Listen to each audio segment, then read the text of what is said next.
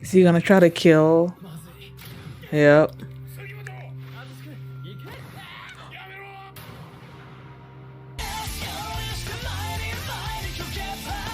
Hey everyone, I'm going to react to Bungo Stray Dogs Season 1, Episode 5, Murder on D Street. And last episode was awesome. They introduced the, what's it called? Black Lizard? Yeah, which was the board mafia, sort of a black ops group and Wana. And, Asushi felt responsible for everything that happened to the agency, and he was thinking about leaving since the poor mafia has declared war, I guess, on the agency, and he didn't want them to be in danger because of him. So he decided to leave, and then that girl, whatever her name is, called the Black Lizard on the agency, and I'm thinking, okay, this is gonna be. I'm not thinking it's gonna be a bloodbath, but I'm thinking it's not gonna be easy for the agency to just stop these dudes, right? Because they displayed them killing a whole bunch of people before, so you're like, okay, these guys mean serious business. And then they attack the agency. As soon as she sees it happening from outside, he runs in there, opens the door, and these guys have taken down these 3 leaders or whatever of the Black Lizard like nothing. They were just chucking them off the window. I'm like, that was so awesome. It was so awesome. And also he felt like he didn't need to live anymore, So yeah, I feel like now he's fully part of the agencies. And so with this that'll be Murder on D Street, I'm guessing there's gonna be a murder on D Street and they're gonna be trying to solve it. And it's gonna include a street, I don't know. But yeah, I love that last episode so much. So before we get into this one, if you guys have a reaction, please give it a thumbs up, subscribe, and please consider supporting my Patreon at patreon.com/feeling. And now let's start this episode, and here we go.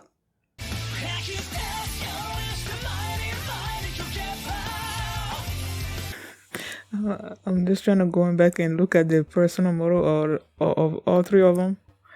We know his is all's well, that's well with me or something or other like that. Okay, so he's what's better than being alive. Have a pure, cheerful, and energetic. Oh my gosh. Submersion. Okay. Of course, he will say that.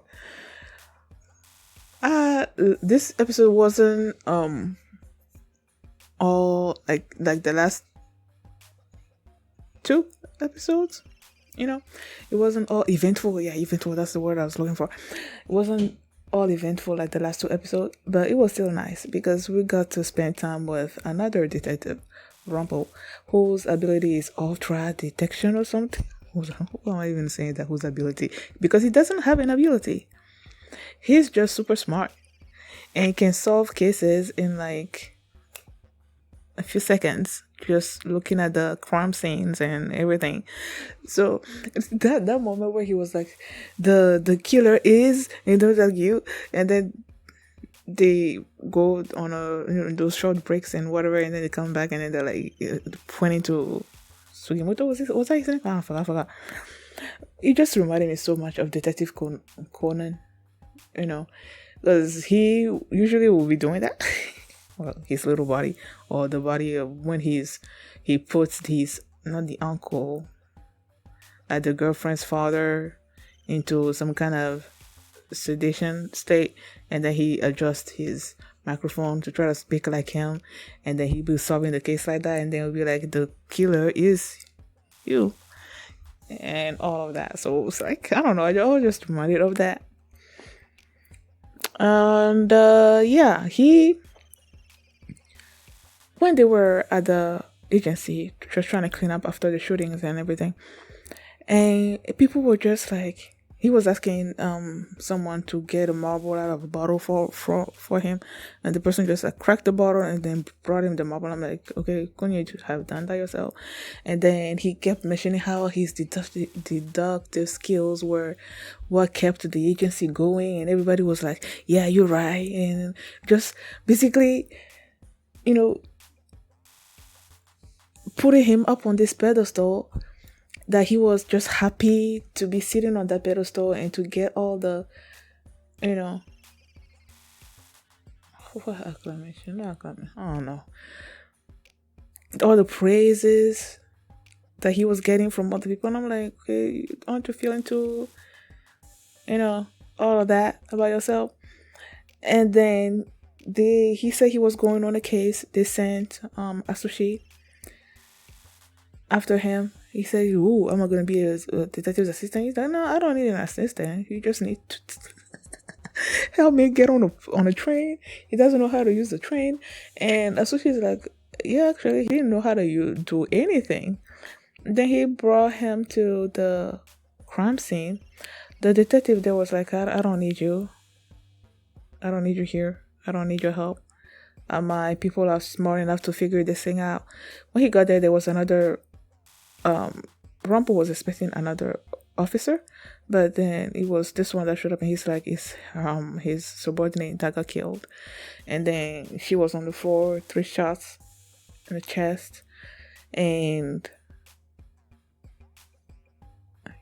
all of that. And they were like, okay, they were dragging the river, and then they caught something. They said, oh, it's a man. Just when they say it's a man, I'm like, please don't tell me it's because he's been trying to commit submersion for such a long time now. That's his thing. So I'm like, wait, was he trying to submerge himself again and then he got caught in the net or something? And it was him. And apparently he wasn't trying to commit submersion in that particular instance. He was just, what was he doing out on the river? Either way, they dragged him out.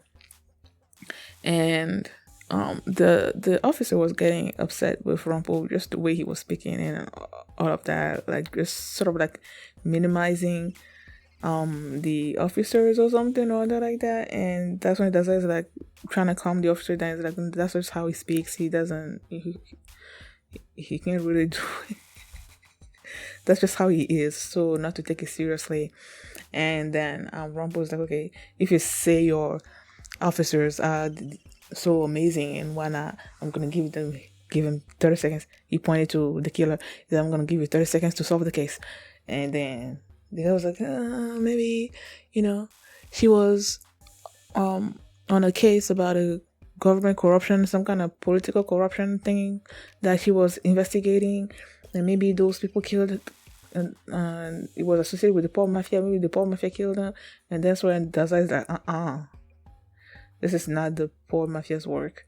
Because when they want to kill somebody, they will like break your jaw, and then shoot you 3 times in the chest and all of that. But this girl her jaw wasn't broken or anything like that. So it's like, it can't be them.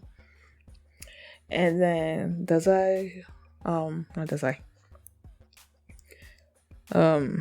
Rumple is like, okay, now I'm gonna do my stuff. And then Daza was telling Asushi to pay attention that once he puts on his glasses, he's gonna display his ability or whatever. And I'm like, okay, so why does he have to put his glasses on before he can do that? And then he put it on, and then they did the when they're using their ability, those blue lines or whatever around them, that was happening. So I'm like, okay, so he's using his ability, and then he used it. In my mind, I'm thinking he used it, and then he's like, okay, you are the killer. And then they basically went through the whole scenario of how he killed the girl. Oh, he's like, wait, give me your gun, and that's gonna prove or whatever. The guy didn't want to pull out the gun. He was forced to, he had to. And then when he clicked it, I'm like, oh, he's about to try to kill Rumble. But does that pushed Asushi on him, and then they stopped him, and that's why he revealed everything that happened. And then after, Daza was telling Asushi he really doesn't really have any ability. Like everybody at the agency has an ability apart from him, and that he's just basically super smart. And he said that while he was about to use he thinks he has a super ability or whatever, but he doesn't. Was that what he said? Does Rumple? I think he said that Rumple actually believes that he has an ability, while everybody else knows that he doesn't. And then he said that while he was supposedly using his ability, he touched them. And once Dazai touches someone with an ability, you cannot use that ability no matter how strong you are. So clearly, if the guy had an ability in the first place, he would not be able to use it in that particular while he was doing his thing. So the fact that he was able to do his thing with him touching him, that basically means that this ability, ultra deduction thing, it just comes from him and all that. And at the end there, Dazai was basically explaining to Asushi how Rumple came up with the answer about who killed her.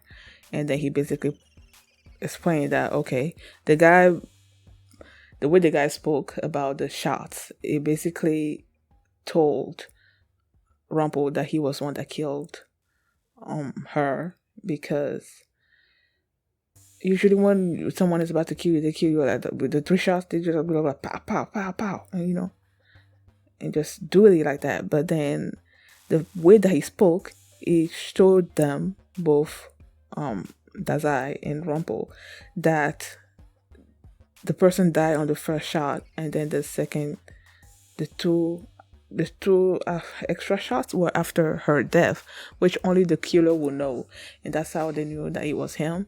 And then he was like, okay, so how did they know that she was shot in the early morning? And then talked about the body conditions of the girl, that she didn't have makeup and all those things. And then he's like, okay, how did he know that she said I'm sorry at the end there? And then he talked about the watches that both of them were wearing, the woman watch and then the man watch, and she said she didn't have any makeup on. She clearly was comfortable with the person that she was going to see that morning, and like basically that they were in dating and all of that. So he killed her by accident. So he was trying to basically blackmail her into not turning in the evidence and all of that. And then she went to try to stop him, and then the struggle, the thing went off, and yeah. So yeah, and then that's why everybody at the agency really appreciate Rumple, because he actually is a detective, an amazing detective that doesn't have an ability at all. So, and he solves a lot of the cases that they have and all of that. So it's like they really appreciate him on the team and everything. I'm like, oh, now I find I was about to say when he was telling Asushi to like bring it home, he didn't know how to go back home and all of that. I was thinking maybe I was thinking in terms of Jujutsu Kaisen, because I had just finished reacting to Jujutsu Kaisen, and they talked about a character on there having this heavenly pact, which means that you basically exchange something for something, like the ability to have these powers. He basically gave that away for physical ability, strong physical ability. So I was thinking, as I was watching him not being able to do anything else, he didn't know how to get on the train, use the train, and now he's like, he's gonna get lost if Asushi doesn't take him back to the agency. So I'm like, okay, did his ability to being able to figure things out, get to the heart of the matter in like a few seconds, he basically gained that in exchange for just being completely oblivious to anything else or unable to do anything else apart from being able to solve cases.